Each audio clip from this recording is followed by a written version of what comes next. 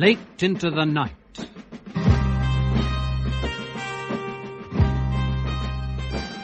A modern spy thriller for radio by William Keenan, featuring Anna Cropper and John Bennett.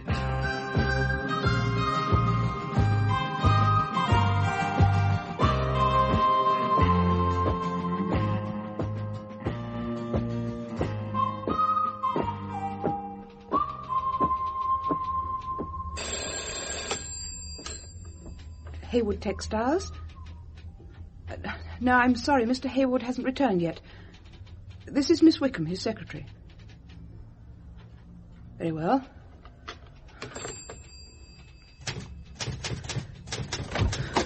Oh, Mr. Hayward, thank goodness you're back. I didn't realise my protracted lunch would be the cause of such concern, Doris. It's not that you've been a long time for lunch, Mr. Oh, Hayward. but it is, Miss Wickham. You should take me in hand more. I've been having some very peculiar phone calls. Doris? No, Mr. Hayward. Oh, I'm sorry, Doris. You're really upset. In what way peculiar, then? It's someone who refuses to leave his name or phone number. That's nothing to worry about. He was ringing from Essen, West Germany.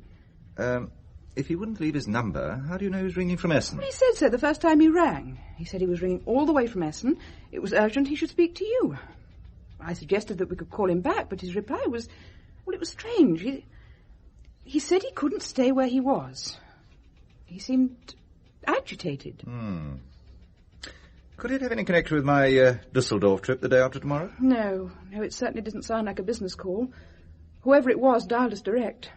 He was using a phone box sometimes because I heard him put the money in.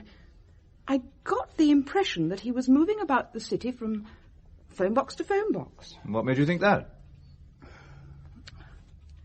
I honestly don't know, Mr. Hayward. Woman's intuition? I can only say that I sensed that was what he was doing.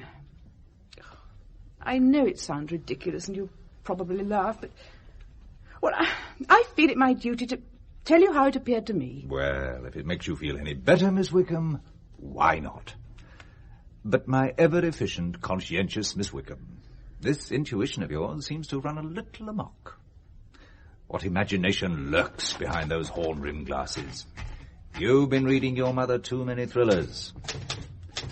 I knew that would be your reaction, Mr. Hayward. How is your mother, Doris? Very well. I worry about her getting out of bed into a wheelchair. She shouldn't attempt it when I'm not around. I suppose it's difficult to lie in bed all day.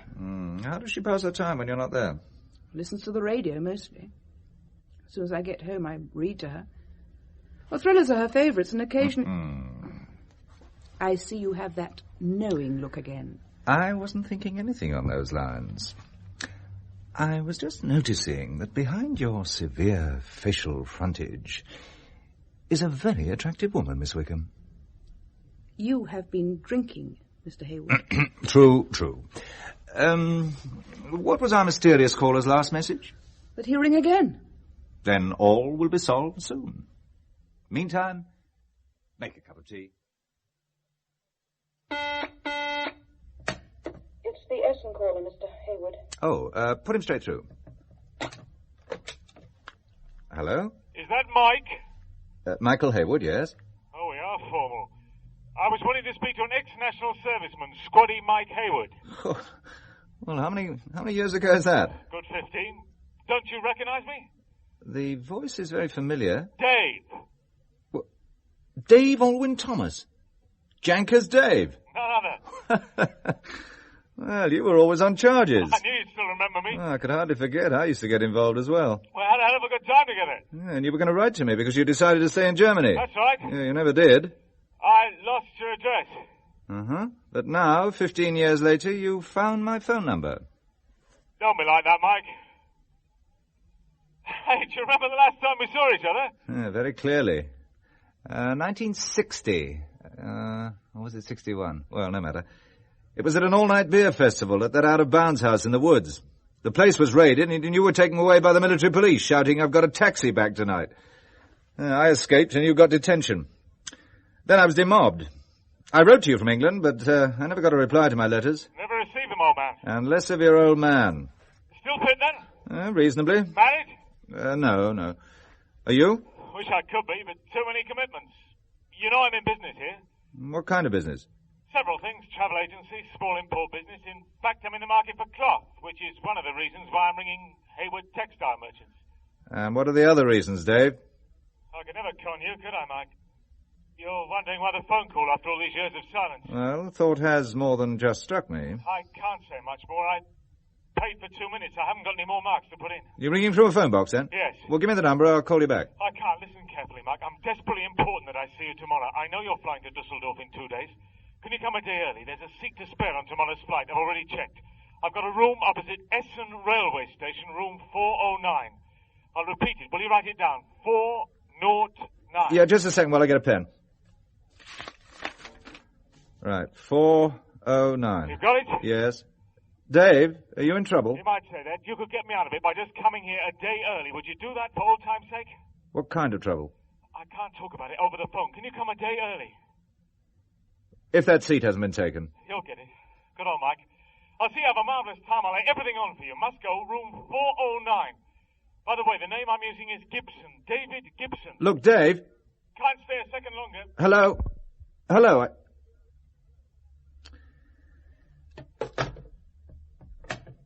Miss Wickham, could you come in a moment?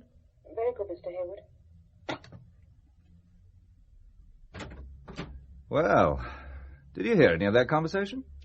I did, including the reference to a drunken night in the woods and I've got a taxi tonight. The sins of our youth. But did you get the hotel? I got the room number, but I didn't take down the name of the hotel. He didn't give the name. All he said was the one opposite the main station. I can easily check that. I suppose you'll want me to change your Dusseldorf flight to tomorrow. If you would. I also took down the name he's using, Gibson. Am I to book you in under an assumed name also? Sarcasm doesn't become you, Miss Wickham. I'm even more disturbed after that last phone call. You seem disturbed by many things today, Miss Wickham. Talking of sarcasm, Mr. Hayward, I noticed then you address me as Miss Wickham. When you want to be nice, it's Doris. Well, how about an all-purpose Miss W? And when you're being in your way humorous, I notice that you're usually using it as a way of disguising your feelings. How observant of you. Can I speak frankly? Carry on.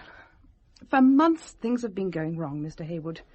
The government contract, that hasn't been paid, and it's causing you a financial headache. Usually they're so prompt. I can't understand the delay. It's so unlike this government department. Then to say our bill has been misplaced. It can happen with the most efficient of organisations, Miss Wickham. Oh, there you go again. I'm sorry. I feel something is very wrong, and now you propose to go off all of a sudden to Germany after receiving a strange phone call. I am merely going on a business trip a day earlier than planned. Someone you haven't seen for years and who's now using a false name. Well, Dave always was a character. Isn't it also strange that he should know that you're going to Dusseldorf, and by coincidence, Essen happens to be the next city? Well, didn't he say he had a travel agency? He most probably came across my name on a passenger list, which would also perhaps give the firm's address. All right. After 15 years, he just happens to come across your name and address. Which is no crime, Miss W. No, but it does suggest caution instead of rushing headlong into something you know so little about. Your concern is most heartwarming, Miss Wickham, but I do know Dave very well. We shared everything for almost 18 months. I got to know him better than a brother. He never let me down, and I won't let him down now. Oh, you talk like a Boy Scout. Faithfulness is an old-fashioned virtue I greatly admire. Oh, it's ridiculous to take off like this, to become involved in something that you... Something that what, Miss Wickham? Something that I sense is wrong. Even the last time you saw him, he was being taken away by the military police under arrest. For being out of bounds. Oh, you make light of everything, but did he or did he not ask to see you to get him out of trouble? Exactly, Miss W. And tomorrow, when I see him, I'll ask him what it's all about, and then I'll ring you back and tell you. I always believe in keeping my secretary fully informed. You're being sarcastic again. All right, then I'll be serious. You're the best secretary I've ever had, and I promise not to undertake anything that might cause you the slightest concern, Doris. In that context, I think a sarcastic Miss Wickham would have been more appropriate. I'll see about your change of flight. By the way, I wonder if I could leave a few minutes earlier tonight. My mother's sister is staying with us. Oh, by all means. You can go as soon as you've arranged for my change of flight. I'll see you when I get back from Essen.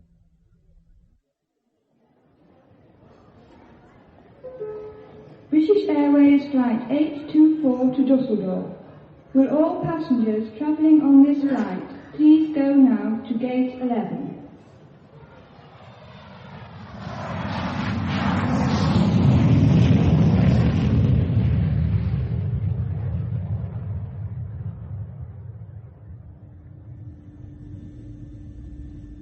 Oh, thank the good Lord that's over.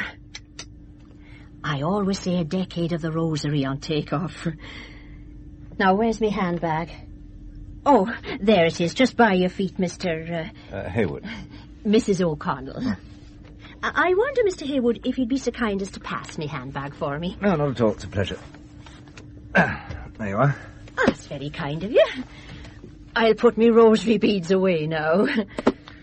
They're serving refreshments. I wasn't sure whether we'd be getting anything to eat or not on such a short flight. Oh, it's long enough by far for me, Mr. Hayward. Though I hate these plastic meals that serve you on aircraft. Good home cooking is what I've been used to. I've brought up a family of 7 with never a day passing without bacon bread. And I've never had a tin can in the house. You don't look old enough to have brought up 7 children. Oh, for such a compliment you can call me Claire. And what would your first name be, Mr. Hayward? Michael. A fine name. After Michael the Archangel it is. A great pity I always think that they knocked out that resounding prayer at the end of Mass. Michael the Archangel, defend us in the day of battle. And do thou, Prince of the heavenly hosts, cast down to hell Satan and all his wicked spirits who wander through the world for the ruin of souls. A fine prayer indeed, when Satan and his spirits are so running rampant in the world. Has a marvellous ring about it, don't you think? It certainly seems to have. They're changing everything now. Tea or coffee, madam? How long has the tea been brewed? Freshly made, madam. I'll try the tea, then. I'll have coffee. Are you taking tea or coffee, sir? Oh, freshly brewed. Heaven preserve us. Then why does it taste so stale? I never risk tea outside my home and office. My secretary makes a wonderful cup. Does she know? Are you travelling for the trade fair? Yes. And so am I. I'm demonstrating homespun tweeds at the Irish trade stand. A fearful expense in order that I may weave a few yards of cloth, wouldn't you say, Michael? Oh, and how does the family manage without you? Oh, they're all old enough to look after themselves now. My eldest son is married. When my husband died, our small farm on the west coast passed to him. He's got a good wife, and I just felt there was one too many a woman about the place. So when I heard about this demonstrating job, I applied. And I found there weren't many skilled weavers wanting the job of flying round the world to show off their skills. The family thought I'd taken leave of me senses. The family are all grown up then? Oh, yes, the youngest 17, Teresa. She's a nurse in England. You just don't look old enough. Children keep you young and active. My mother's 83, and she still helps with the milking, can you believe? And what line are you in, Mr. Hayward? Textiles. Oh, of course. That's why you're here. Are you staying in Dusseldorf? No, Essen. And which hotel will you be staying at there? Well, I'm not quite sure of its name. It's the one opposite the railway station. Achtung bitte, Fluggäste des Lufthansa-Fluges LH316 nach München werden gebeten, Well, thank you, Mr. Hayward, for helping to make the flight so pleasant. Pleasure was mine. Will anyone be meeting you? They'll have a car waiting for me. Well, once again, Mrs. O'Connell, it's a pleasure to have met you. Perhaps we'll bump into one another again in the next few days. I'll be surprised if we don't, Mr. Hayward. Good day, Jim. Good day. Attention, please. Will passenger Mr. Michael Hayward, newly arrived on British Airways Flight 824, go to the British Airways office. Passenger Mr. Michael Hayward, newly arrived on British Airways Flight 824, go to the British Airways office. Can I help you, sir? This is the British Airways office. Yes, sir. My name is Hayward. I was tannoyed a few moments ago. Ah, yes, sir. We have a taxi waiting for you. A taxi? To take you to Essen. But I didn't order any taxi. The driver's here waiting for you. Mr. Hayward? Yes? I was instructed to take you to the Hotel Kelhof. And where is that, pray? In Essen. It is facing the station. Oh, well, that seems to be the one. Let's go.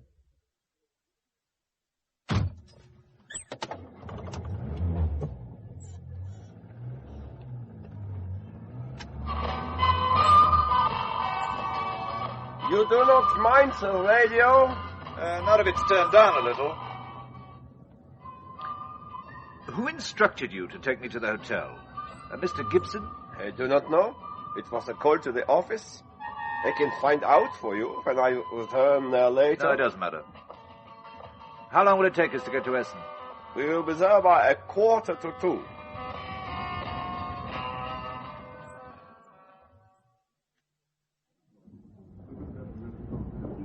Ja, Sie haben es gut. 8 Uhr. Dankeschön. Guten Tag. Haben Sie ein Zimmer? Yeah, danke. You are English? Yes, my name is Hayward. I believe my secretary made a reservation for me yesterday. That is correct, sir. Welcome to Essen. Thank you. Room 308. It is at the front. But in all fairness, sir, I must warn you about the noise. We are making a new underground railway and working day and night. Oh, does the work go on all night? Yes, though we have recently protested and have been assured that the noiseless machinery will not be used until dawn. Oh, well, that's some consolation. Do you still want your room? Yes, and thank you for the warning.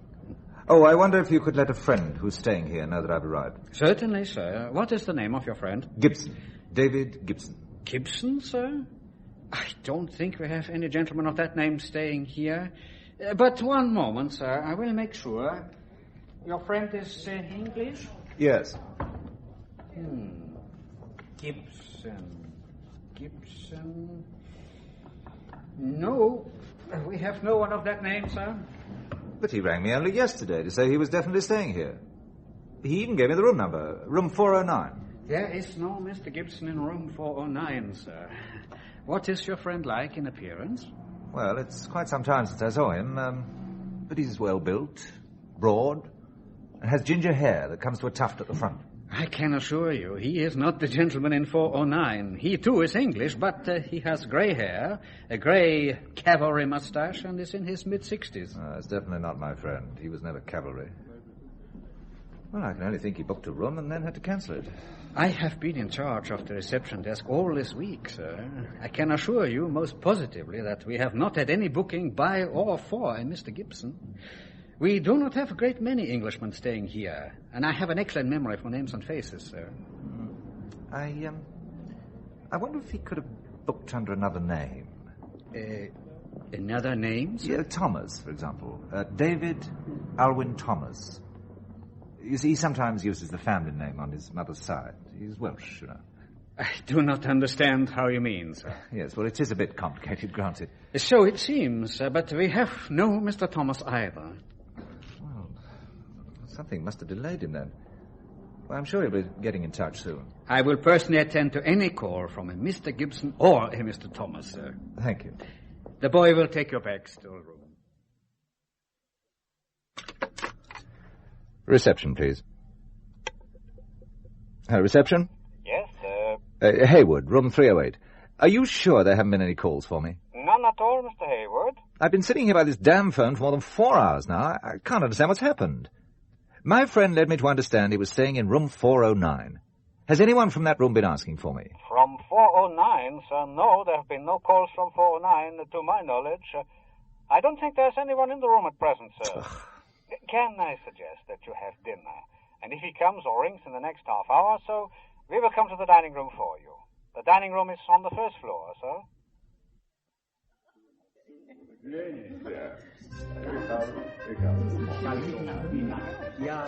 Do you mind if I join you? No, not at all. Thank you. Have you ordered? Not yet. The veal is excellent. I had it for dinner last night. There is also an extremely good hock. I am going to order a full bottle if you would join me. Well, that's very kind of you. The name is Balakev. Boris. Russian. Yes, but please, do not think I am, how do you say, bogeyman or something. I am here with the trade delegation. For the Dusseldorf Trade Fair? Yes, but the hotels in Dusseldorf were all booked, so I was sent here. You too at the trade fair? Yes. In textiles? Yes, see you? Tell me, as a cloth merchant, what lines are you Russians really interested in? Oh, we don't know ourselves. We are just observers. But I am not going to ask you any more questions. Otherwise, you will think I am spying. You Westerners are so suspicious. Well, not without reason, perhaps. I did not hear that remark, Mr. Hayward. So, we will have a good meal, good wine, and a pleasant evening, eh? You look surprised? Yeah, I am.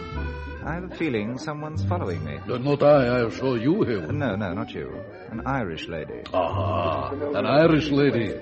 Dark hair, striking features, a passionate race that have suffered misery under British capitalist imperialism. She happens to be a widow with 7 grown-up children and perfectly content.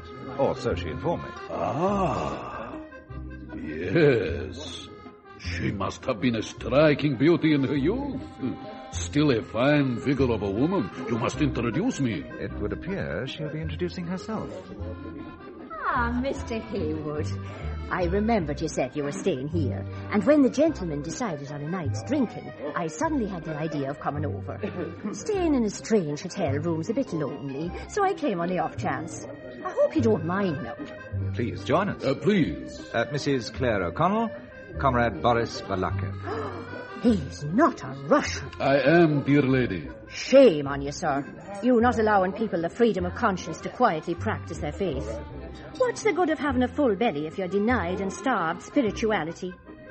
Lenin said it ought to be left up to the individual to choose. So why can't you let him? My dear lady, we are going to have good wine, good food, and no politics tonight, eh? Be seated, and I shall order for us.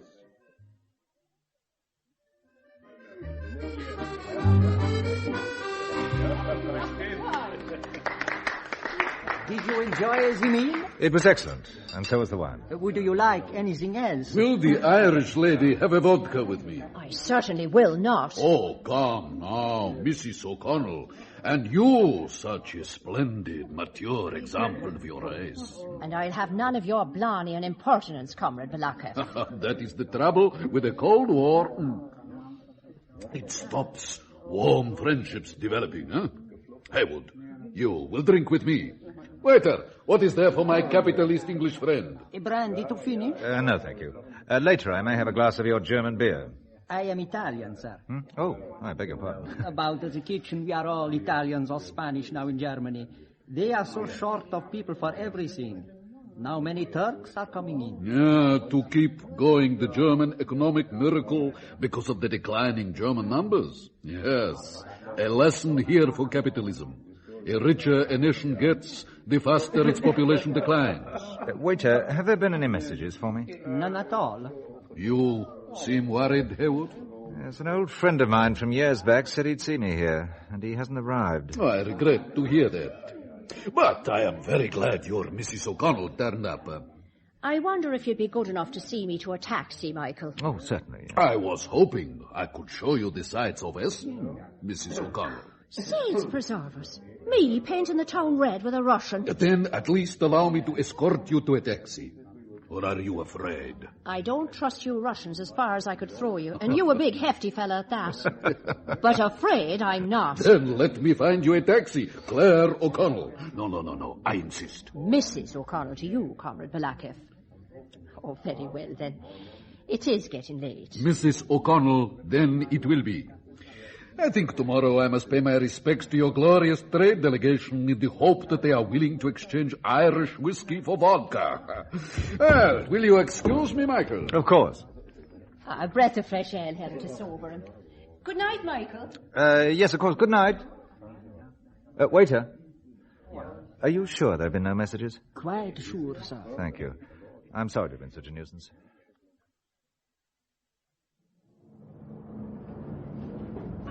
I'm going out for a short walk and a drink. Half an hour at the most. If anyone calls... If Mr. Thomas or Mr. Gibson come, I will get them to wait for you. Or if they ring, I will get the number so you can ring back. Look, on second thoughts, I won't go out. I'll wait in my room in case there's a call. And I can have an early night.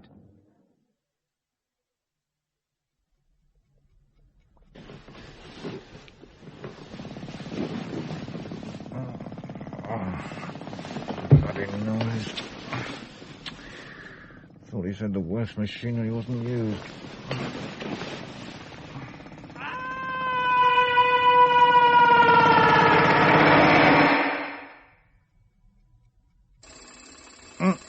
Oh, hell. Blast. Oh. Yeah, hello, Hayward. Mr. Hayward? Yes? Please, can you come here quickly to reception? What was that? At nearly 3 o'clock in the morning? It's one of your countrymen. What is?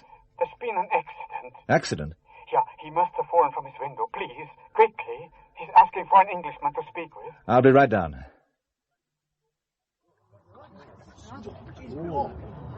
Excuse me, please. Let me through, please. Thank you. Thank you. You, Hayward. Yes. Lean over closer.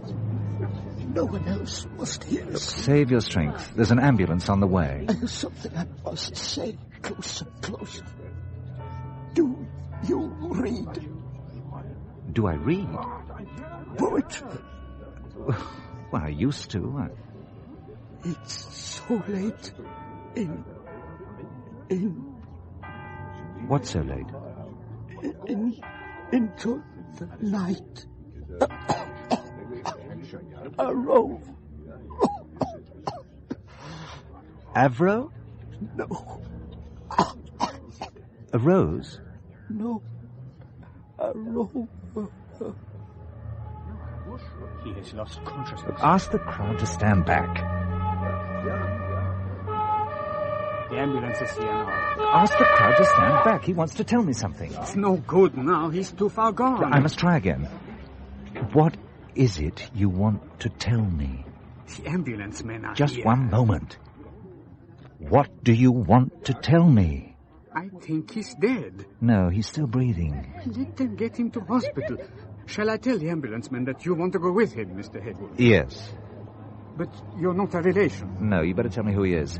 Mr. Robson has been staying at the hotel for more than a week now. In the room you thought your friend had booked him. What? Which room? Room 409.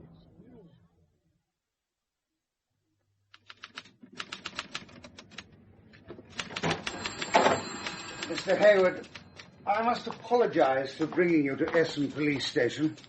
I do not often get the opportunity of speaking to an Englishman, and I would be grateful if you would correct my grammar.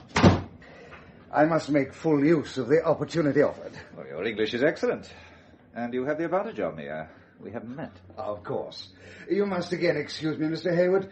My name is Meyer, Inspector Meyer. Please sit down. Oh, thank you. Till next week. Well, now the pleasantries are over, Inspector Meyer. Would you be kind enough to tell me why I've been brought here? Oh, but of course. I simply want you to tell me about Mr. Robson. Oh, first, you gave me the impression you only wanted an English grammar lesson. I appreciate your English humour, Mr. Hayward. I spent several years as a student in England, which is why I'm fascinated by all things English, even their little idiosyncrasies. I'm fascinated by your command of English. May I compliment you on its excellence? With such talent, I'm surprised you're just an ordinary policeman. I did not say I was an ordinary policeman. Though on the subject of ordinariness, you would hardly appear to be an ordinary businessman. Then appearances are deceptive, to quote an English expression. You are the managing director of Hayward Textiles? And that's all I am. And you are here for a business conference? Correct. In Dusseldorf? Yes. But you are in Essen, and you are a day early. Which I am not disputing. Then can you tell me why you are in Essen and a day early? I plan to meet a friend. A friend who may be using aliases Thomas or Gibson? I wouldn't know. But those are the names you suggested he might be using. One of these idiosyncrasies you mentioned. Mr. Hayward, I'm no longer amused. Neither am I, Inspector. When you arrived at the hotel, you told the receptionist your friend was in room 409. He wasn't. But the man who was, an Englishman to stretch the coincidence even further, falls or was pushed from the window of that very room, room 409. Badly injured and semi-conscious, he asked for only one person. You, Mr. Hayward. Why? I don't know. Mr. Hayward, I don't take you for a stupid man. Such an obvious lie hardly becomes you. You earlier asked for the person in room 409, then he asks for you, and now you try to pretend ignorance of everything. But the assumption is obvious. You knew each other. You intended to contact one another. The first time I met Mr. Robson was when he was lying injured. That is the truth. What did he so urgently want to convey to you, Mr. Hayward? You, a complete stranger. Well, he was rambling. He didn't make sense. Just exactly what did he say? Surely the words of a man so badly injured would stay in your mind. You'll never believe this, Inspector, but he asked me if I read poetry. Again, I am not amused. Truth is stranger than fiction, to quote another English expression. Meyer, ja. Dankeschön. Mr. Robson has died. I'm now treating this as a murder inquiry. And unless you start giving me some straightforward answers to my questions, you could find yourself detained here for some considerable time. Now, Mr. Hayward, could you start again at the very beginning?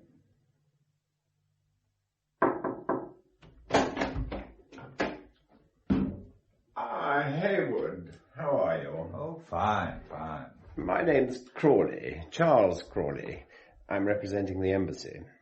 I've sprung you, old man.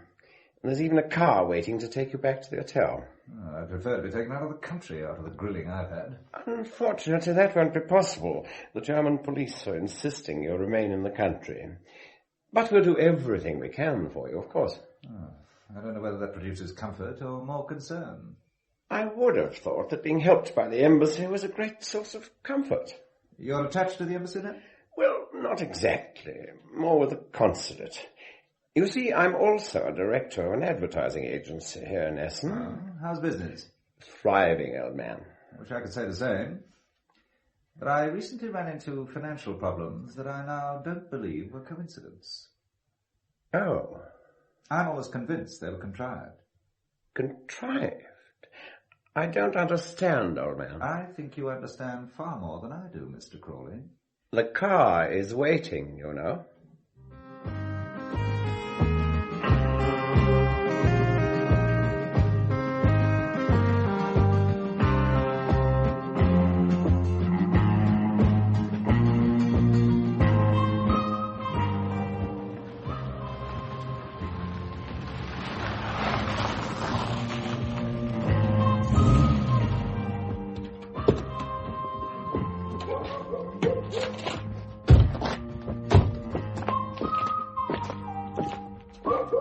Oh, so now I'm staying at a country mansion, am I?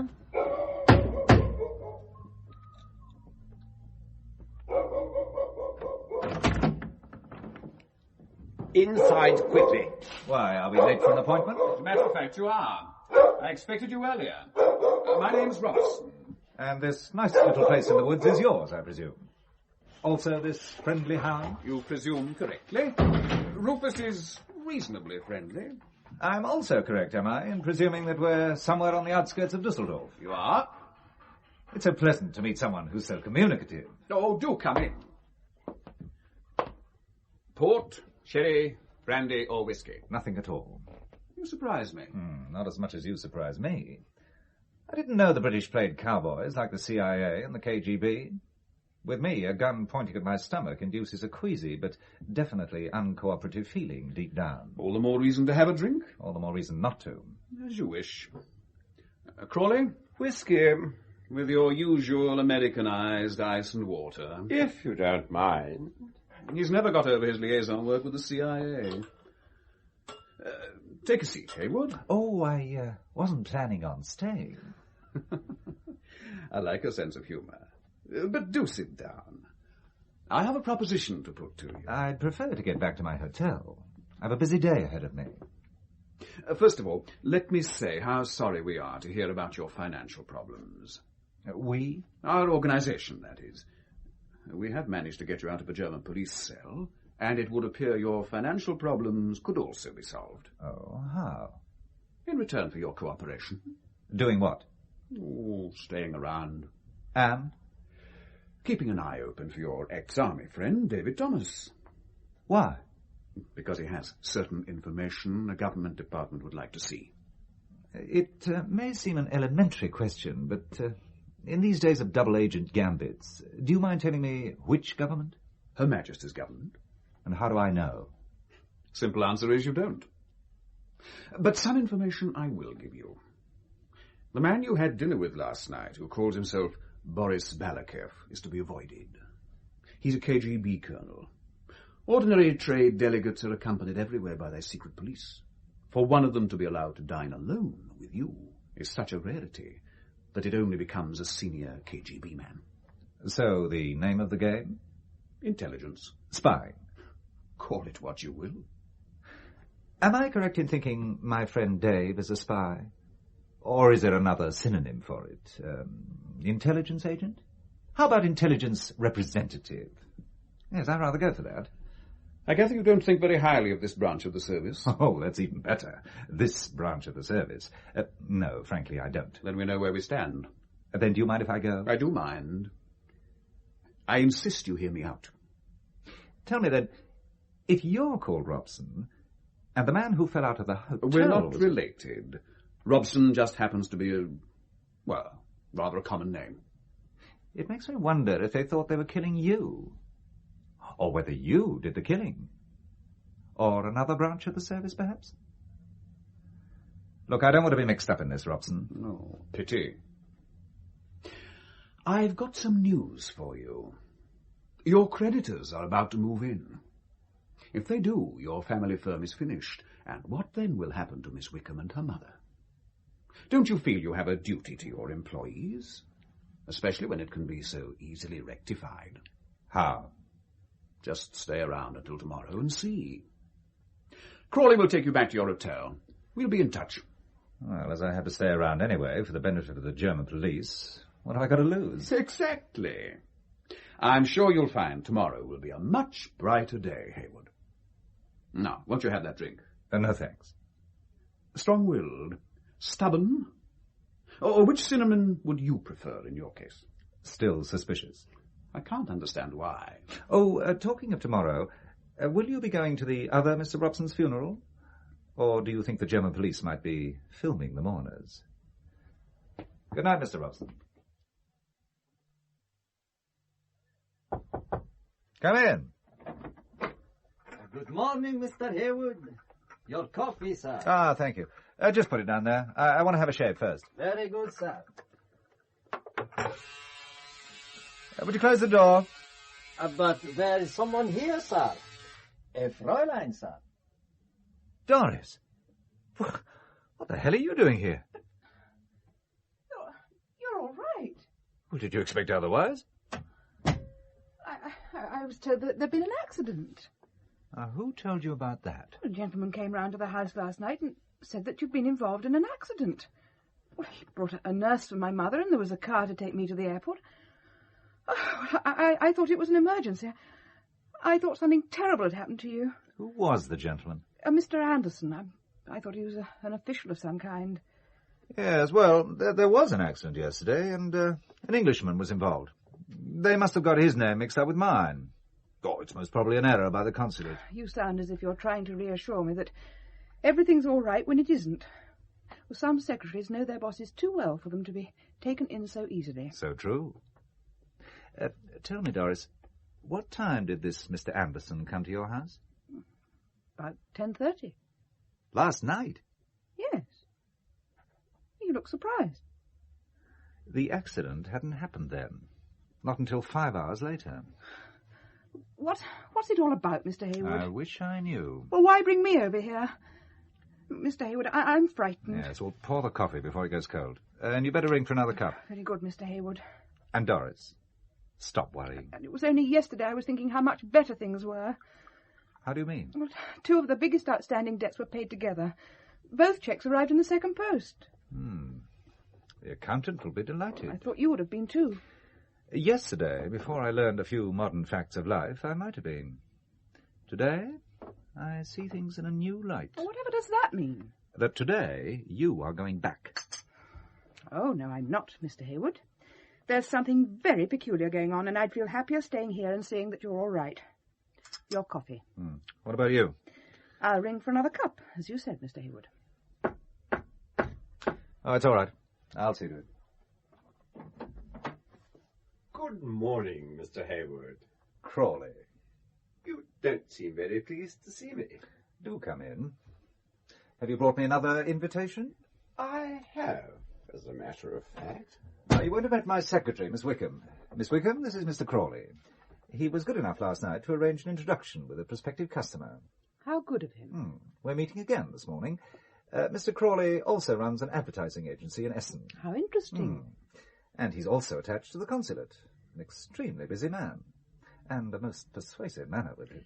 I didn't know your secretary was with you. She wasn't, but she made a surprise visit.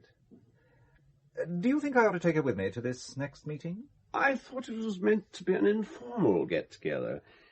I wouldn't think you'd be needing your secretary. No, I thought she might take a few notes on what we discuss. Do you feel that is really necessary? Well, I was just wondering what the form was. By the way, would you use your influence to get her a nearby room? I'm sure I shall be able to help. I'm sure you will. In fact, while you're finishing dressing, I'll have a word with reception. You know, I don't think Miss Wickham need accompany you on this visit. You won't be too long, will you? The car's waiting outside.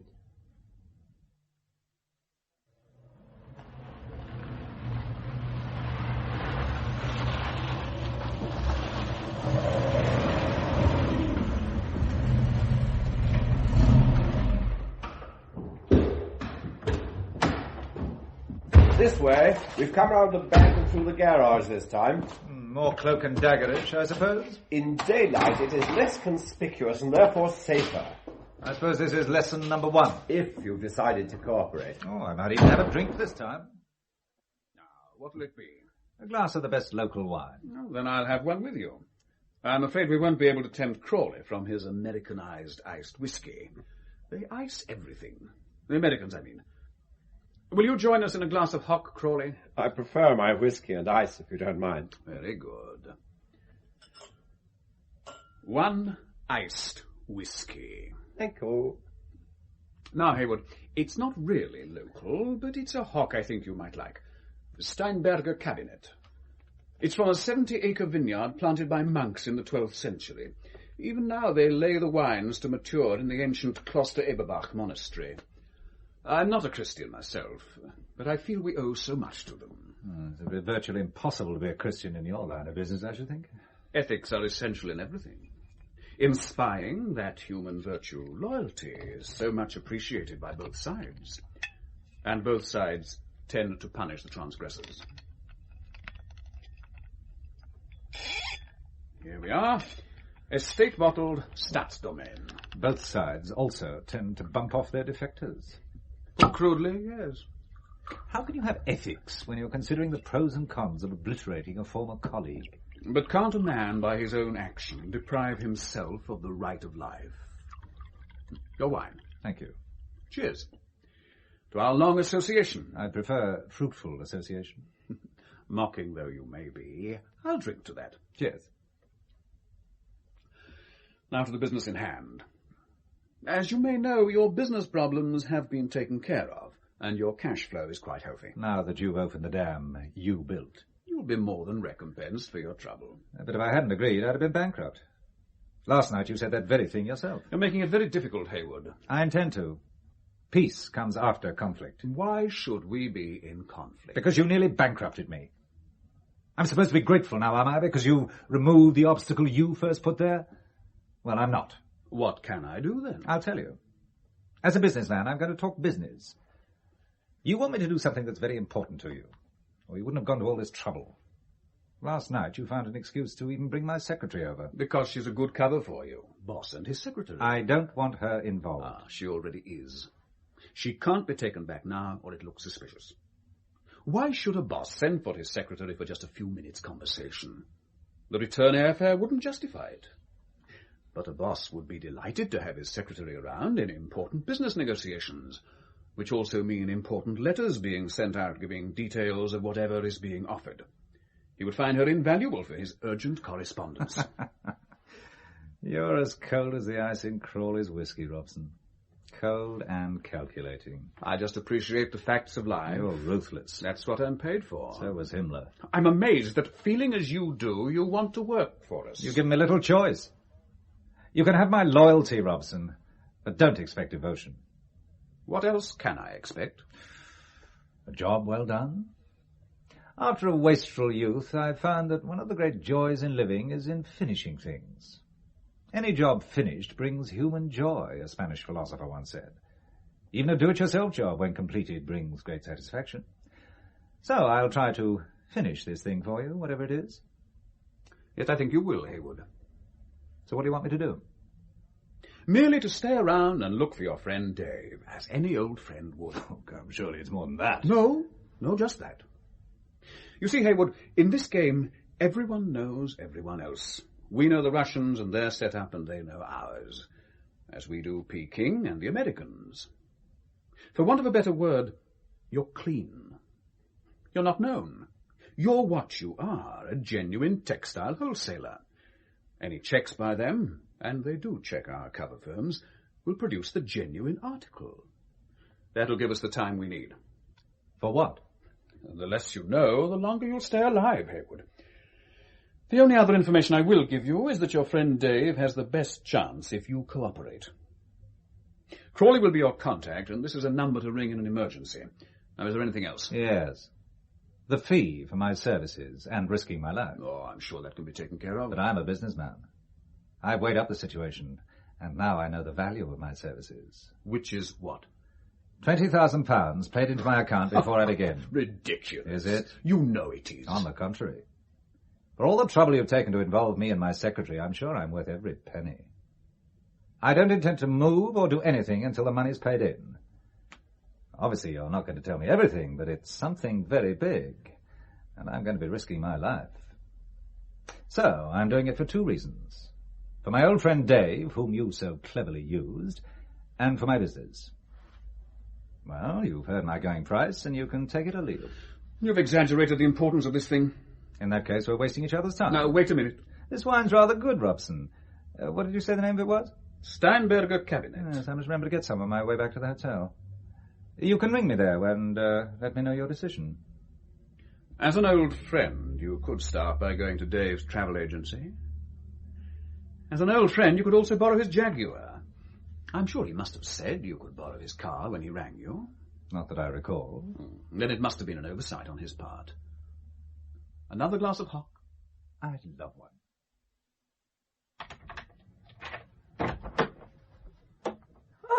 Oh, it's you, Mr. Hayward. Well, what's that you've got? A bottle of Steinberger Cabinet, because I think we've landed a rather large order. From whom? Another government contract, Doris. Well, I hope the delay in payment isn't as long as the last one. No, Doris, I'm now learning the best way of dealing with this government department. They're even paying in advance. You're pulling my leg again, Mr. Hayward. Get the glass, or glasses, from the bathroom and let's have a drink.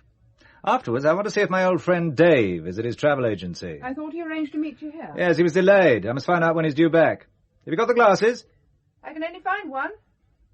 We could share it.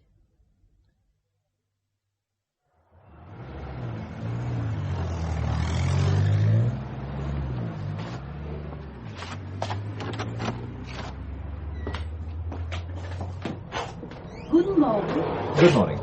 I'm an old friend of Mr. David Thomas. He was supposed to meet me last night at the Hotel Kelhoff. Mr. Thomas is away on business still. But he definitely agreed to be there. Surely there's a message for me here. Look, my name is Hayward.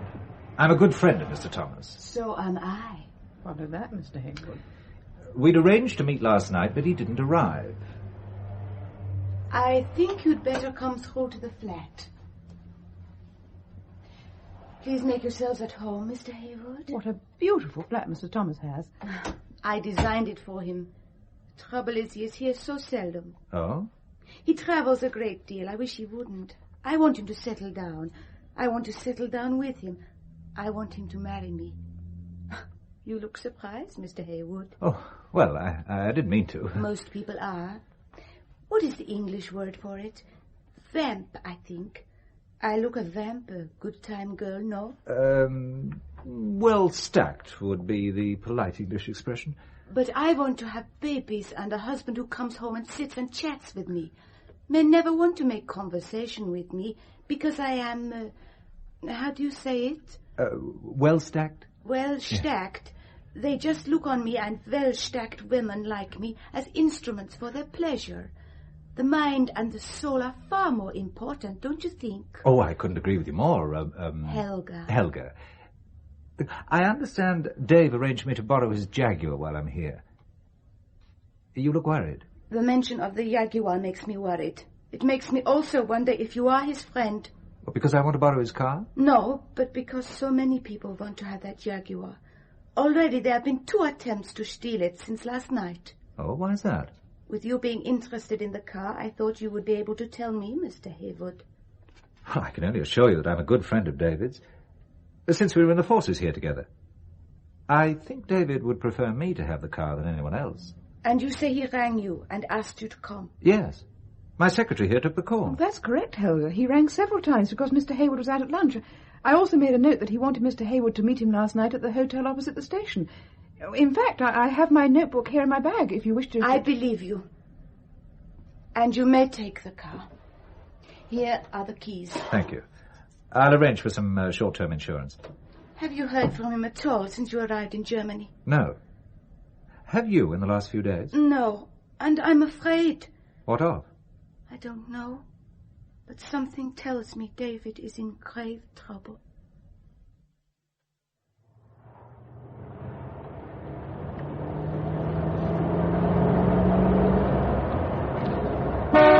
I think there's a car following us, Mr. Hayward. I've been watching it through my mirror for some time, Doris.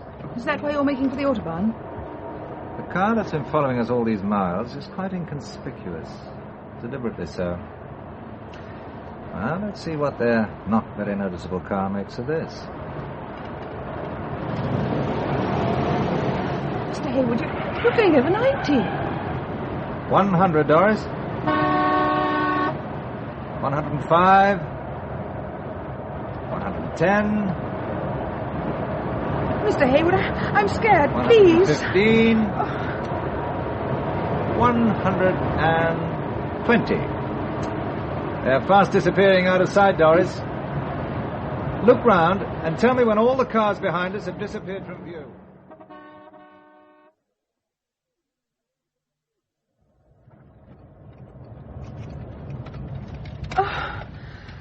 Oh, you frightened the daylights out of me, Mr. Hayward. Yes, but we lost that car.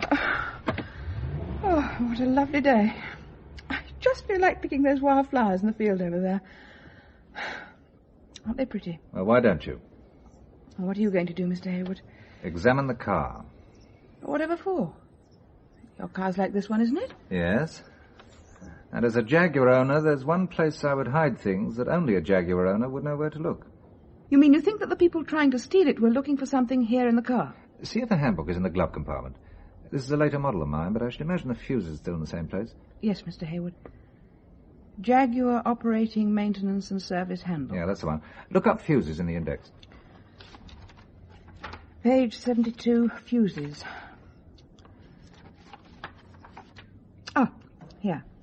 The fuses are located behind the instrument panel, and access to them is obtained by removing the 2 instrument panel retaining screws, top left and right-hand corners. Which are here and here. You unscrew that one, Doris. I'll do this one. I always thought that this was solid wood, especially with all those instruments being in it. Exactly. And, hey, presto. Well, what's all the wiring? Circuits and fuses. Now. Oh, what's this? How did you know there would be anything behind that little tube? That little tube is a fuse, Doris. It's just that if I had an English car like this and wanted to hide something that would be difficult for foreigners to find, but where a person familiar with this type of car would look, then this is the place. What's that piece of paper wrapped round the little tube? That we shall soon find out. First remove the fuse. So. It's a very small piece of paper. But big enough for an address. Langerman, Antique Books, Essen. To find the road or street, we just need a phone book. Yes, there's something else on the back. But it's so minute I can hardly read it. And the first word looks like late. Yes, and the last is night. But I can't make out the 2 words in between. I think I can guess them. Into the. Late into the night. Whatever does it mean? Late into the night. I wonder, Doris.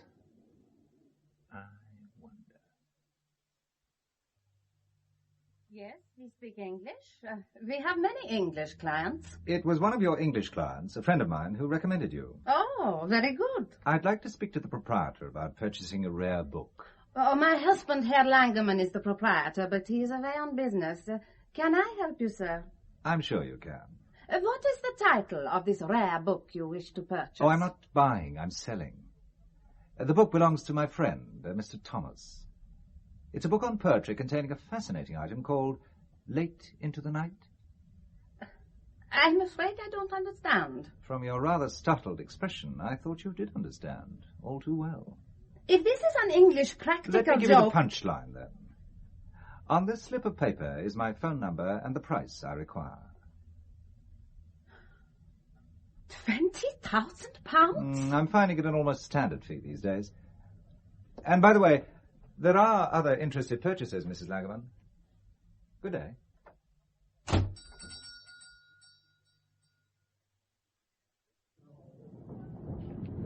Your room key, Mr. Hayward? Please. Are there any messages for me? Your secretary, Miss Wickham, asked me to let you know she has gone shopping. She's in the next room, 307, which was requested by Mr. Crawley. No adjoining doors, I hope? No, sir.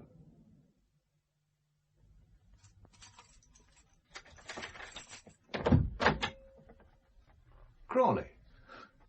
Well, you gave me a shock sitting there. Crawley? Are you all right?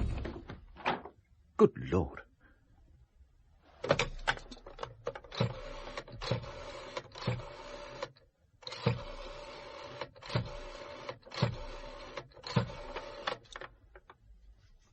Hello, I want to speak to Robson. Robson speaking, Hayward. Crawley is in my room. He has a neat hole in his head, and he's clutching the Oxford Book of English Verse. How bad is he? Well, let's say he'll never need another iced whiskey. Then I would advise you to go to the Café Garten immediately, Hayward.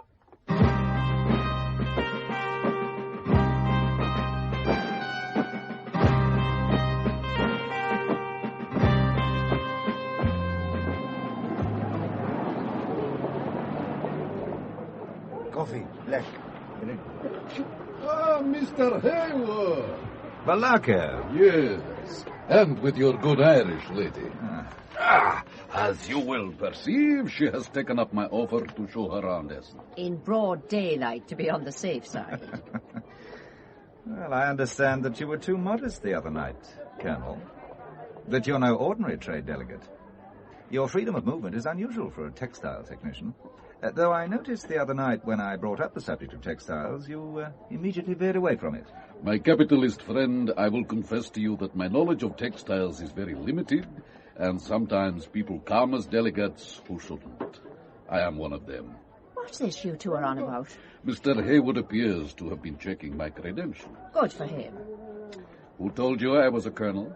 Someone made a point of telling me, without any questions from me, that I should stay clear of you, as you're thought to be a KGB colonel. Alack of you, villain. You're a persecutor. Slanders to ruin whatever affection a good Irish woman may have for me. Then you've lost nothing on that score. Mrs. O'Connell, you remind me of my first wife. You mean she'd no affection for you either? And how's your present wife? Like you, Mrs. O'Connell, I too have suffered bereavement, and apart from 3 children, I am alone. A likely story. A pity. No one believes the truth these days. Sir. Thank you, waiter. Come on, Colonel. I want to get back to my hotel before dark. So you don't want a coffee, and you don't like my company. Let's go, then. We bid you a good day, Mr. Hayward. Goodbye now. You can, I hope, admire the beautiful flower beds, Mrs. O'Connell. Mr. Hayward. Doris, what the hell are you doing here? You're not one of them, are you? One of them, Mr. Hayward? Well, I just don't know who to trust, Doris. Mr. Hayward, what have I done? Well, how did you know to come here? Well, a man, an Englishman stopped me in the street and told me you wanted me, and he directed me here. They were obviously following you. Who was following me? Government employees, I suspect. Checking on the currency we're spending. Is that what they're doing? Yes, could very well be. Here, have this coffee. It's just been brought. Mr. Hayward. What is it? That man. Walking past the kiosk there. Well, he was the one who told me to come here. Oh, he's coming this way. To us? Most probably going to buy us a coffee, Doris. Mr. Hayward? It is? Oh, my name is Robson. Oh, such a common name round here. This is my secretary, Miss Doris Wickham. How do you do? My first name's Jim, by the way. Look, can I get you a coffee or a beer? Oh, I've just got one, thank you. I'll have a beer with you, Jim. Waiter, 2 beers, please. Yes, sir. I understand you directed my secretary here, Jim. Yes. How did you know where to find me? I was told you would be coming, and to arrange for Miss Wickham to meet you. And I suppose your instructions came from a mutual friend of ours? Your supposition is quite correct. Here come the beers. So. Thank you. Did you know that this place lets you buy the beer mugs? Quite attractive, aren't they? Cheers. Cheers. I wouldn't mind buying a beer mug. How much would it cost? Oh, a few marks. I'll have a couple. I should make quite a profit if I pull off a book deal I'm working on. I beg your pardon? Oh, just a little business I'm undertaking. You'll arrange for the beer mugs? Oh, yes. Good. Now, what else will you be doing for us? Taking you back to your hotel in a few minutes. So the room's been spring-cleaned already? I do believe it has, Mr. Hayward. Spring clean? An extra service I didn't know existed till I came here, Doris.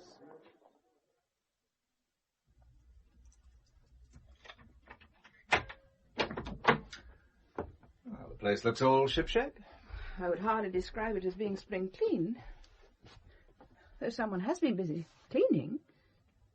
There's water been spilled near the chair. It's still wet. What a bargain these beer mugs were. Come in, Robson. We can have a drink. I don't think I've got time, Mr. Hayward. Must be on my way.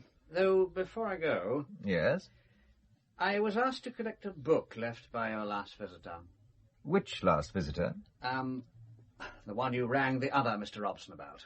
But I was told to leave everything as it was and go for a coffee. To the place where I met you, in fact. But the book wasn't left here. Wasn't it? What is all this about? What book? Who was the mysterious visitor you kept to yourself? What's going on between you? Ask Mr. Robson. Well, Mr. Robson? As I said, I don't have time to stay. I must be on my way. Thanks for the lift, and the beer mugs. Don't mention it. Mr. Hayward, you are behaving very strangely. Having worked for you for so long, I know when you pretend to be a little mystified about something, that you're covering up. Whatever do you mean, Doris? That you know where the book is. Walls have ears, Doris. And that man we've just met was sinister. He could pass for a hired assassin. It's amazing, the people you meet abroad these days. And that's another method you have of covering up, making light of things. You know me so well, Doris, that I think if everything works out, I ought to marry you. Mr. Hayward. Do you know what worried me most when the firm was in danger of going under? What was it, Mr. Hayward? That you'd be leaving, and that I might not see you again. I realized I'd miss you very much. I began analyzing why I hadn't married. I suppose it was coming from a broken home. Oh. And an attractive woman like you must also have a reason for not marrying. You never asked me. Look, I've got that big house in Brummel. I have a daily help whom I'm sure would be delighted to look after your mother. Take your glasses off, Doris, and come here. But Mr. Hayward... But Mr. Hayward, nothing. Mr. Hayward...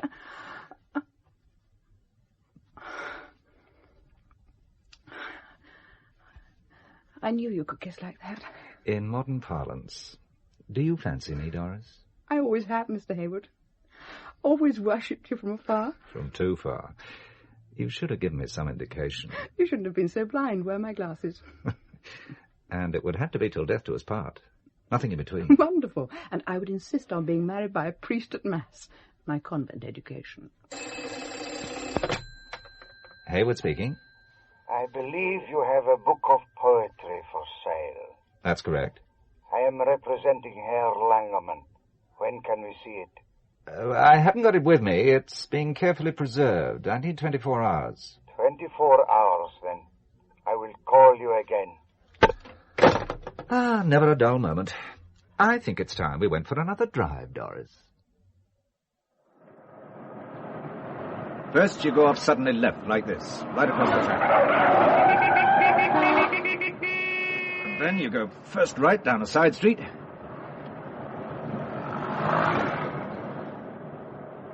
Then left, and first right again, and continue weaving your way through side streets. Anything following? Not that I can see. 2 more turns and we'll soon be certain. It's a method the KGB teach.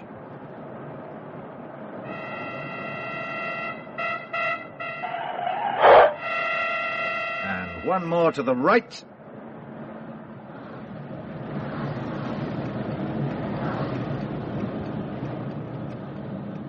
And no car is following us. Even if someone was following us at the beginning of the maneuver, he soon realizes what's happening, that he hasn't a cat in hell's chance of not getting himself away, so he gives up. It's stupid to try to keep close contact, because another method is for the leading car to drive into a dead end, and when the following car is lured in, a third car then seals off the exit. Like me, you read too many thrillers. You're obviously reveling in it. Cowboys and Indians all over again. No, aren't you going to tell your future wife what's happening? You know, you haven't called me Mike yet. After calling you Mr. Hayward all these years, it's going to be rather difficult. Mike. There, I've said it. Mike. I like it. So do I. Who made that stupid remark, boys never make passes at girls who wear glasses? It's rubbish. So why are you taking off my glasses? To kiss you again? Not until I know what's been happening and what I'm letting myself in for. I see you're still keeping that firm rein on me, Miss Wickham. No suspicious cars about? No. Well, when I arrived, I asked for Dave. And believe it or believe it not, I'm still looking. Now you're a clay pigeon. Mike, what you just told me, it's made me scared stiff. I came to meet Dave. If he's still alive, I'd like to finish what I started. Why are you keeping the book? I'm playing for time. What I want you to do is to go back to England on the next plane and stay there until I send for you. Until death us do part, remember? I want to make sure we get married before the death us do part bit. I'm staying. It's no good the two of us sticking our necks out. I'm already involved. Both our necks are already stuck out, and going to England only means temporary removal from the firing line. Might not be even temporary. All right, then. But I still want you to go to England. You can arrange for your mother to move into my house. I'd rather have her in the hands of my daily help than whoever's looking after her at the moment. And while you're in England, you can buy 2 OBEVs and bring them back with you on tomorrow morning's flight. You're still the boss? And I intend always to be. Good. Ah, so you're not a woman's liver. Most women, whatever they say, are looking for a man to dominate them. Why do you think 98% of secretaries prefer to work for a male boss? Well, not being a secretary, I wouldn't know. Now to catch your flight. Then I'm going to see a woman of ripe, abundant charms, rounded lines, and full figure. Well stacked was how I think we described her. Have you any further information about David, Mr. Hayward? No, I haven't, and time is running out. What makes you say that, Mr. Hayward? Because I think you're holding something back. You're closer than anyone to David, and I'm sure he would have tried some way to contact you. No, the phone was tapped. He never trusted the telephone. You're not helping him by keeping things back, Helga. Mr. Hayward, I am not a fool. When this important thing which David has reaches either side, then he will be dispensable. Until they get it, they must keep him alive. Well, that's been my reasoning too, Helga. Why not trust me? Could I? I feel so alone, no one to turn to. Does a book of poems mean anything to you? The Oxford Book of English Verse. That's the one. What do you know about it? David has a little cabin in the Harz Mountains. I had a feeling he might try to make for it. The border is quite close. He wasn't there, but someone had recently been in the cabin. I sensed it. I can't explain why. Yeah, I understand. We used to go on picnics, David and I. Not far from the cabin, we found our tree. It seems so silly repeating it. Something so personal, intimate. How can you possibly understand? I do understand. You're in love. It seems so banal, doesn't it? No. Life itself is composed of a great many little things. So often the little things are the most important. I see you do understand. The tree is on the mountain slope overlooking the town. We had found a squirrel was storing nuts in it. We went there often. Helga, what did you find the last time you went?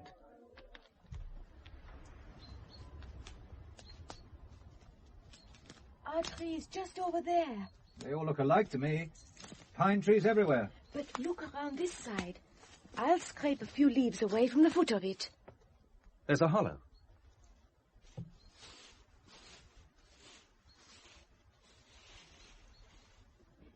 It's still here. I got it. You see? A canvas bag. And inside? Just a book. A book of verse? Yes. How did you know? The Oxford Book of English Verse. Now, there should be 4. 2 more arriving shortly. I don't understand. I am just beginning to.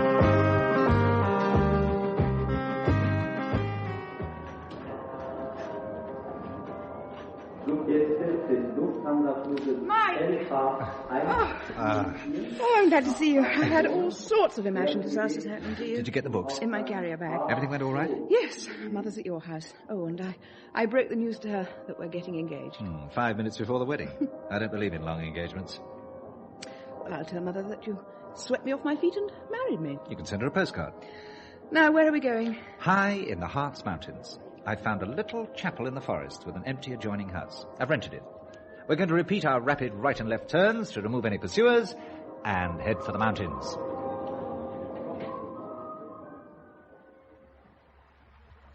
And a stream, too. All mod cons. And a companion. A companion? Helga, David's good friend. I've got a job for the two of you. Must be an airy place at night. Which is why I arranged for Helga to stay. You'll both be safer here. Smells like Helga's been cooking. Ah, you have arrived. I found a little oven, so I started to cook.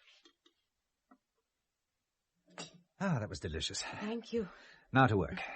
Here I have 4 books of verse. We look for a poem containing the words late into the night. Then we see how one version differs from the rest. Differs in what way? Ah, that is the question. Here we are, page 707. Yes. Now, I've got the book we found in the tree. Helga has the one left in my hotel room. The one you pretended to know nothing about? The very one. And I have the 2 I brought from England. Lord Byron, and we'll go no more a-roving. Now, let's line the books up on the table, all open at this page. So, we'll go no more a-roving, so late into the night. Looks exactly the same to me. Same number, same place, same wording. Not exactly. Mine's different.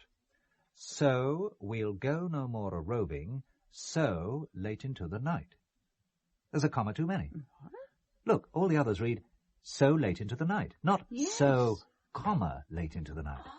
But what's in a comma? A microdot?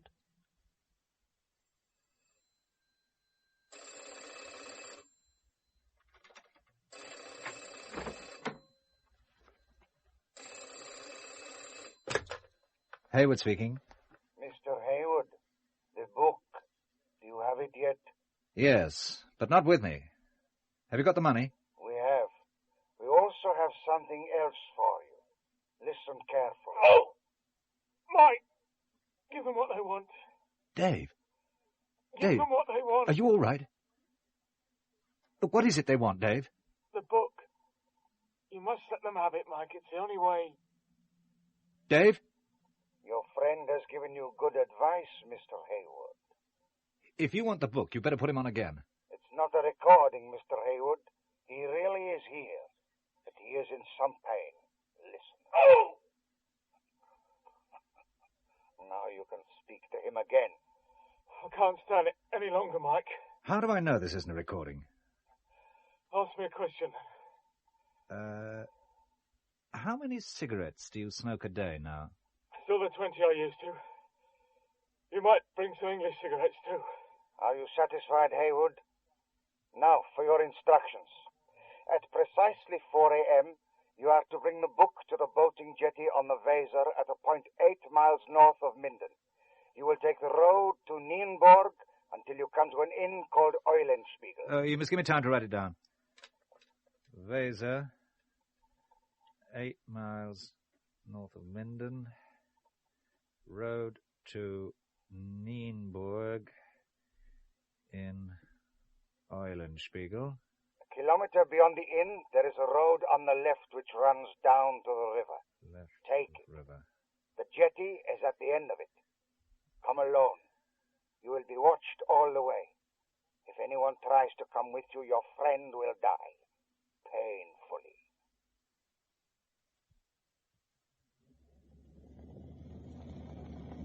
The Weser is on my left, and I think I can see the inn Eulenspiegel in the headlights. By the way, I hope you're still receiving me out there, Robson. Yes, the Eulenspiegel. Now, 1 kilometer further on, there should be the road on the left running down to the riverside.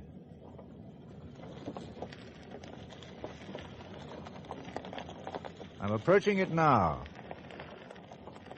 I'm turning left.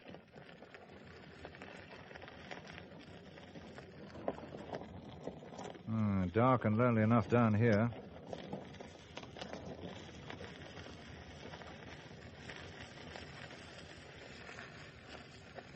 Right, this is as far as I can go. The jetty is picked out in my headlights. No one appears to be there. I'm getting out now.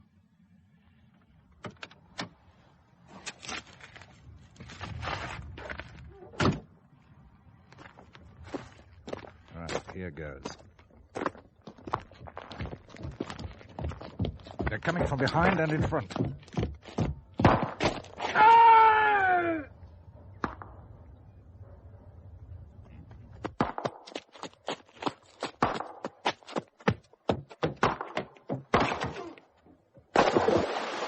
Got him where I want him.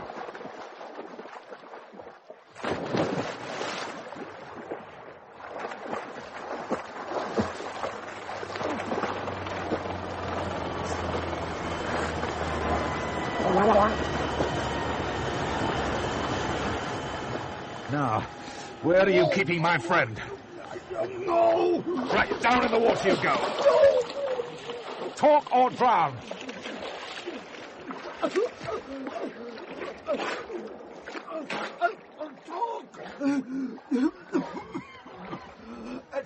At Langermann's, in books to Sweden consignment. Did you get that, Robson? My men surrounded the bookshop an hour ago. They'll go straight in. Good work, Hayward. For a minute, we thought you'd had it. So did I. You need a brandy, hot bath, and dry clothes, Hayward. And explanations. Oh, you're entitled to them. But first tell me how you managed to take those 2 KGB East German assassins. They were pros. Yeah, so were the commandos. Of course, you were with David. By the way, he was found alive in a consignment of books for Sweden. Inside a wooden box, all neatly nailed down. The hospital's checking him over now. Oh, that's a relief. Well, as soon as I heard the other footsteps, I threw myself flat, just in time to see guns blaze. Mm-hmm. I shot at the nearest gun flash and hit him. Then I zigzagged in the darkness, and the other one emptied his revolver. I moved rapidly in on him, connected him with a kung fu blow, and followed him into the water. It was just a question of ducking him until he talked. Now, what about you doing some straight-talking, Robson? You could begin by explaining why we had so many Robsons. Oh, to cause confusion. The more the better. They didn't know which one to hit. Though they got the right one first time. He was the one they pushed out of the hotel window. He was in room 409, in the hope Dave could make contact. Dave's code name was also Robson. As you will have gathered, David was a British agent. His businesses were a sort of clearinghouse for information from out of Russia. So what went wrong? Recently we had quite a breakthrough. One of our agents inside the Soviet Union had for years been compiling a list of potential defectors, men who wanted more freedom of conscience and action. They were all highly placed in important posts. Some were even in the ranks of the KGB. Political dynamite. Well, quite. But somehow they got to know about it. Before we could smuggle it out, our agent was liquidated. Though not before he deposited the book of verse with a microdot comma in one of our dead letterboxes. And so Dave was sent in to get it? Yes, but he too was blown. He managed to cross the border near the Hearts, and then we lost contact. And Dave couldn't come to us because we were all known and under surveillance. Phones were tapped. Our whole network was known to them. So somewhere in your top ranks you have a defector double agent? It would appear so. We don't know how much information they have, and what was obviously leaked. So I was brought in? Now, you were completely clean, though for a few months we had been preparing you in case of such an emergency. By controlling my company's cash flow? Oh, you'll be more than recompensed. How can you make recompense for blackmail? All I can say is you should wait and see. I can't wait. That would be rather a pity. We owe you a great deal.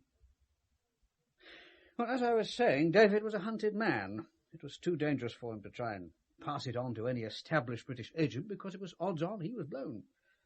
They were also moving in and eliminating our contacts, which is why Robson was pushed out of the window.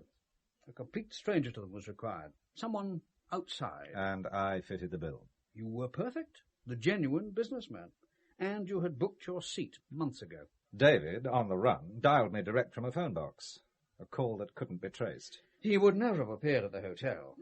But there were many ways he could have got the book to you. But they got him first. Yes. So, we decided we would use you to smoke something out. As an old friend of David's, you were perfect. They couldn't make up their minds about you. When they did, it was too late. Obviously, we helped the confusion by producing more books of verse and more Robsons. We knew they would make him talk. Our aim was to throw them off the scent. Just like a game of cowboys and Indians. But everyone was using real bullets and real corpses. It's a dirty game, Hayward. I admit it. One that you seem to enjoy. But not one you would like to be recruited into? I wouldn't even be blackmailed into it in future. Pity. I could certainly use you. Yes, use being the operative word. You have a way of using people, Robson. Or whatever your name is. For another few weeks I'll keep Robson. Always variety in the game, Hayward. Oh, talking of variety, I think I've done a variation on the chess game ending. Oh? I left a sealed envelope with the newspaper Bild Zeitung to be opened in case anything happens to me. Or if I don't bring them within a certain period of time. Fascinating information about the little setup the British have around Essen and Dusseldorf. I see. But where is the book with the extra comma? The book is in the mountains, but the page it was on has had certain things done to it. What? What has happened to it? Well, I worked out that every name on that list is in danger of being dispatched into eternity at any moment. I doubt if they wanted to be on the damn list, but by listing them, you have endangered their lives. You've made them even a bigger threat. You've turned dissenters into potential fifth columnists. What has happened to the microdot? Well, I'm coming to that. I thought about all the trouble it had caused, and I wondered what would happen to it in your hands. You would send it back to London, but London could have a double agent at the moment. Or in a year's time, or 10 years' time. The names on that list are human beings whose existence would be constantly threatened. What did you do with it? Well, first I burned the page on a lovely old stove. Then I scattered the ashes in a mountain stream. Poetic end to something so nasty. Espionage, international crime. You are a traitor! No, Robson, just too old for cowboys and Indians. But I leave you with this thought. It is a fact that more valuable information is gathered from published material than from old-fashioned spies. For richer, for poorer, in sickness and in health. For richer, for poorer, in sickness and in health. Until death us do part. Until death us do part.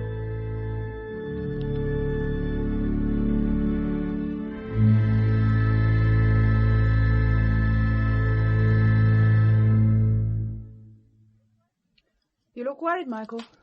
What is it? I didn't want to tell you at the time, but we had two sinister guests at our wedding. Colonel Balakev, tucking himself out of sight behind a pillar, and Mrs. O'Connell. Mrs. O'Connell? Yes. She and Balakev have been watching me like hawks. Balakev, I'm sure, has been giving the orders. The man with a beaming smile and blood on his hands. There's a car coming up the track. Talk of the devils. We may have to make a dash for it into the woods. Not from Mrs. O'Connell. You mean you know her? A girl's aunt ought to come to her wedding. Your aunt? There's something I should explain. But first, Auntie wants to give me a hug. Auntie Claire? Doris, me darling. I was coming this way, so I offered your aunt a lift. He has a bolt hole through the border wire up here, I think. Always she thinks I have an ulterior motive. Tell me, as the only other man at the ceremony beside the groom, does that make me best man? And if so, can I too hug the bride? Certainly not. No heathen, atheistic, communist colonel's going to hug a Christian bride. Not while I'm about. Especially when the bride's me niece. You may remember, Michael, the night before you left, I told you my mother's sister was overstaying with us. And you left the office a few minutes earlier than usual? Yes, well, this is Auntie Claire O'Connell, my mother's sister. And when Doris told me you looked like getting yourself into trouble, and I found we were on the same flight... Auntie Claire? Well, I was coming to Dusseldorf, and so I got Doris to change my flight as well, so as I could keep an eye on you. Next you'll be telling me this is Uncle Boris. This truth business is catching. Unfortunately, I am what you think I am. And there is a convenient entrance and exit into these mountains. As you say, a bolt hole. Well, before you bolt, you can take me to the nearest station. I've a lot of demonstration weaving to catch up on. Your aunt is a fine figure of a woman, Mrs. Hayward. And you, Mr. Hayward, did the right thing in disposing of that badly punctuated poem. Printed in Poland. They do a lot of English editions now, but errors do creep in. If you know that much, you'd have soon been in possession of the names. Who knows? My own name might have been on it, especially after my association with a female member of an Irish trade delegation. Well, and have you no more fine feelings, Boris? It's time we left the newlyweds alone. Goodbye, Doris. We must talk about you exporting cloth to us, Mr. Hayward. Yes, I think I'll stick to the home market, but no government contracts. Bye, Auntie. I think the Colonel's fallen for you. I'd be grateful if you'd mention none of this to your mother, Doris, me dear. Goodbye. Bye-bye.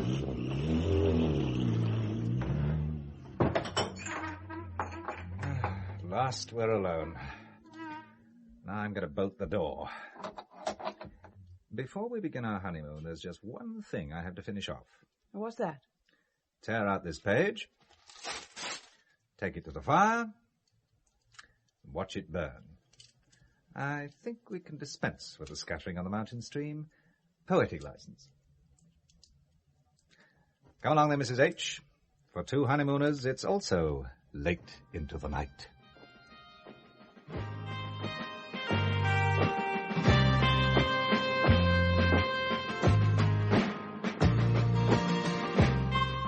You've been listening to Late into the Night, written especially for radio by William Keenan, with Anna Cropper as Doris Wickham and John